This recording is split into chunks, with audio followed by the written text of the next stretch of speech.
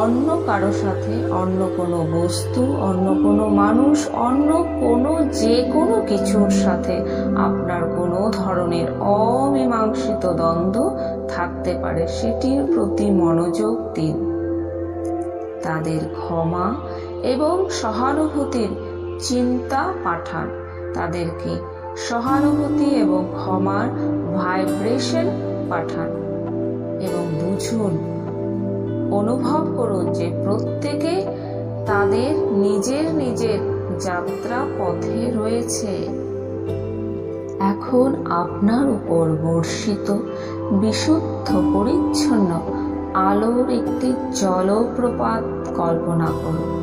অনুভব করুন যে এটি কোনো অবশিষ্ট নেতিবাচকতাকে ধুয়ে ফেলছে, রিলিজ করছে। সেই মৃদু আলো আপনাকে স্পর্শ করার সাথে সাথে আপনার ইতিবাচক অভিপ্রায় এবং আকাঙ্ক্ষাগুলো নিশ্চিত করুন।